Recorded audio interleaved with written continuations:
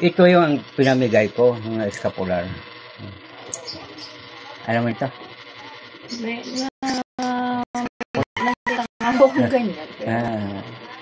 Kasi ito, yun ang, kay, sino ba yung, ano na, yan ang, kaya ma-image ni Secretariat at saka mga Perpetual. Ang sabi ng, ano, iba, ay, mga Diyos, hindi. Siya mismo personal, spiritual na siya mismo makikita mo. Kaya mahirap nga papunawa.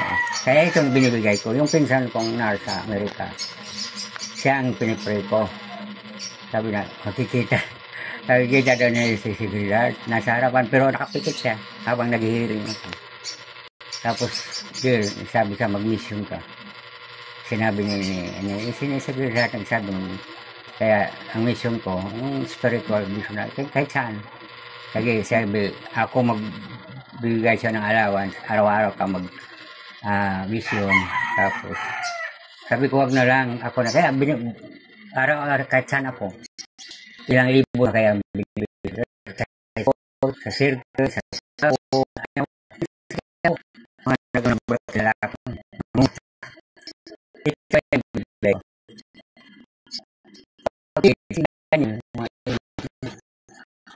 Yan. Pero pag sabi mo, at sinabi ko sa harap mo. Ayan, siguro lahat mo na, no? Hawakan. Kanan. Papa Jesus, sabi mo. Patawad po. Alam mo na ang pagkamali ko, pagkukulang ko. Patawad po. Hindi ka naman. Ang Diyos walang hanggang pagpatawad. Kahit makulit tayo, anong ginagawa masama, pero Diyos pa rin ang. Okay na? Liwanag? Ikaw, may pagbabago naman kung nagawa natin pagkamali. Wala, lahat naman tayo nagkamali. Pero tao lang tayo. Kaya lagi tayong humingi ng tawad. Paano dapat gawin sa buhay natin. Kasi mayroon tayong kasalanan.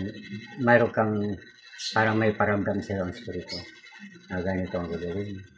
Lalo na sa panahon sa paghihirap. Lalo na sa may magkakasakit tayo. Kasi lahat tayo pupunta doon.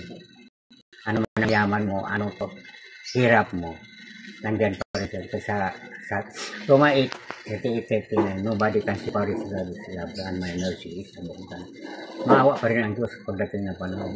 Kasi si Pablo nga mamamatay tao, pero tinawag siya ni Lord, di ba?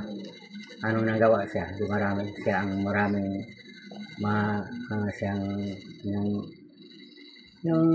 siya nag-spread ng mga yung gagawing apostol siya, di ba? Kaya ang Diyos kahit saan tayo sa Wisdom 1:7, since God's Spirit fills the entire world. Kasi ang Spirit doon nandiyan na. Kaya doon sa Salmo 1:115 na all creation must praise the Lord and thanks. All binanggit doon na mula uno. Yan ang ginamit din sa pagdahil, pagpasalamat. Gratitude. Yan ang gusto nila. Sa bawat lagi tayo nagpasalamat. Kasi kanya naman natin. Kaya lang tayo, lagi tayo makasarili. Ito si dito malaki na atas sa ating minsan. Pinanggit ko lang ito lang. Pinanggit ko lang lagi. Siya na mahala natin. Hindi niya bayaran. Tapos may bayad. Wala na. Wala ka nang bayaran. 21 ka. So, wala akong magawa. Pinayaran ko. Hindi ko naman. Sabi, ikaw na mahala. Dapat ikaw ang tatanong. Ikaw ang patiso lang. Lalo ko wala tayong magawa. Ganyan siya. Itong nakaraan naman. Pumunta dito. Ay, pala. Magpakasyon. 8 months sa walang bayan. Tapos bumalik dito. Binanggay ko siya. Kasi ang sabi naman, 3 buwan tayo, pwede mo nang desisyonan. Pagdating dito, 8 months na walang bayan, umuwi lang sa walang paalam. Tapos gumawa ito.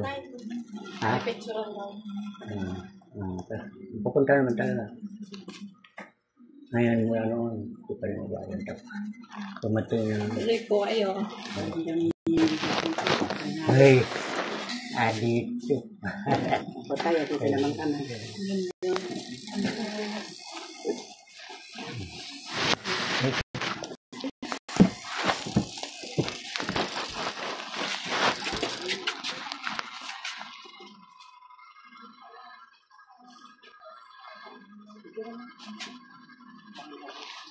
Okay, sabi ko. Patanong po yan na-record.